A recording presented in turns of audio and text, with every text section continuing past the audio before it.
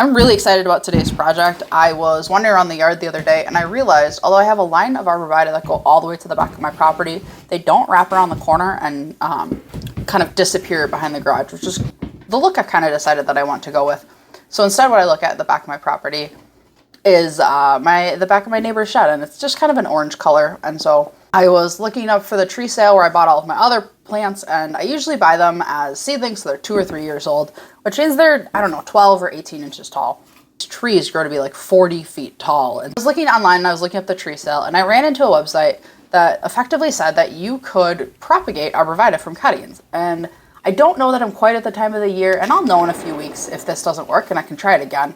But I'm pretty excited to give it a try. I did have to take a wander around the property and kind of in the basement and look in the garage to try and find some type of box that I could use to do this.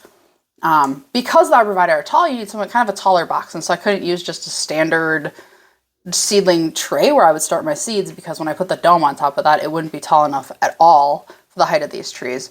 And so I found this box, which is actually a file folder box, which has some height to it. And so, well, I could put the pots in there and then I could kind of propagate the Arborvitae into the pots. It would leave me a tall enough box, and it has a clear lid. And so hopefully it's clear enough. And if it's not and the plants aren't getting enough light, I can always put some plastic wrap on top of it and use that instead. I did already have some rooting hormone on hand, and I do need that for this propagation.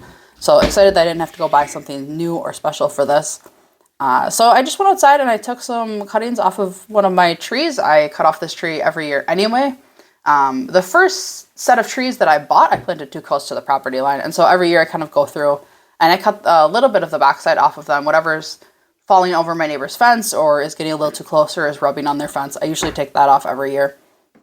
And so I went out and I just took a couple of those small cuttings and I brought them in and just cut some tips or some points off of them wherever there was like a really straight growth point on them. And then I dipped all of those ends into rooting hormone and then just put them into the soil. And I am excited. It will be a few weeks before I know if this works, but I'm going to keep an eye on them and then check them once a week or so and see if they're starting to develop roots. I'm pretty excited because if this works, it won't save me a ton of money, but it was a fun experiment, and I always like to learn new things and try new things.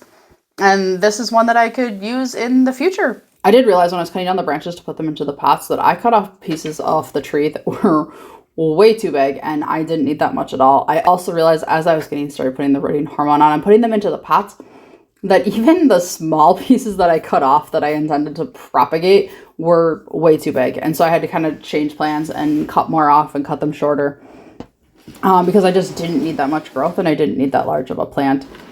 And so once I cut them off the tree and I cut them down, I dipped all of the ends in rooting hormone and I put them into the pot.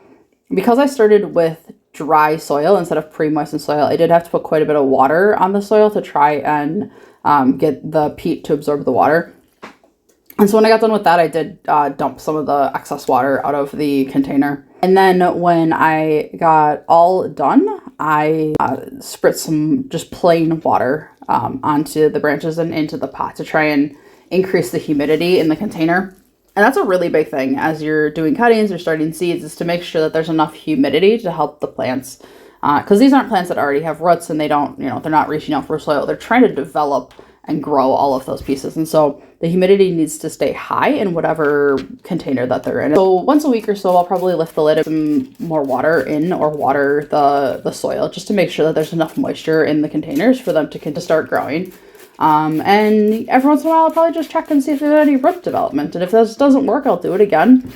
Don't forget to subscribe. I'll see you next time.